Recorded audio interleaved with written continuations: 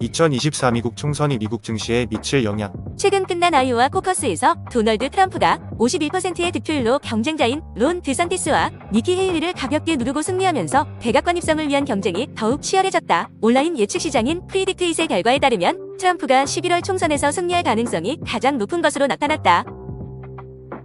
전직 대통령을 지지하든 지지하지 않든 투자자들은 트럼프의 두 번째 임기 가능성에 따른 잠재적 시장 파급 효과를 고려하는 것이 중요하다.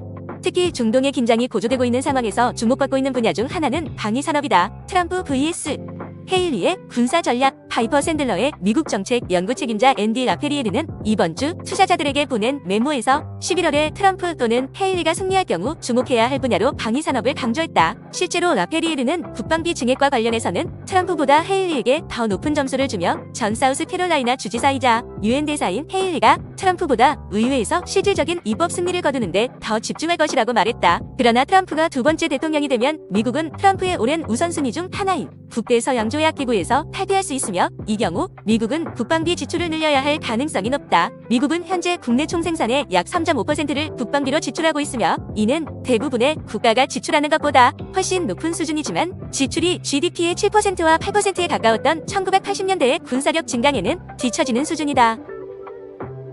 국방 예산 연간 1조 달러. 이 모든 것이 조 바이든 대통령 치하에서 군대가 약화되었다는 것을 암시하는 것은 아니다.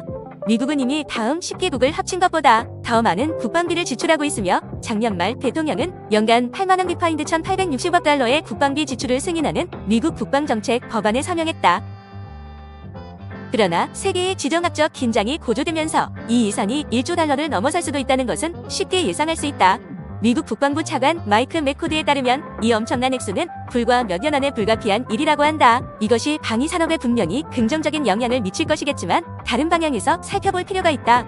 지난 12월 피치 레이팅스는 방위산업에 대한 전망을 상향 조정하면서 계약업체들이 수주잔고 증가와 국가안보에 대한 지출 증가로 인해 지원을 받게 될 것이라고 썼다. 같은 달 파이낸셜 타임스는 15개 글로벌 방위산업체의 주문서를 검토한 결과 2023년 상반기에만 수주잔고가 총 7만원 비파인드 1,640억 달러에 달한다는 사실을 발견했다. 이 기사는 각국 정부의 방위산업에 대한 지속적인 지출이 이 분야에 대한 투자자들의 관심을 불러일으켰다라고 설명한다. 빅 5월 연방계약. 방위서비스 회사의 성장 잠재력을 평가할 때는 계약 포트폴리오를 살펴보는데 시간을 할애하는 것이 중요하다.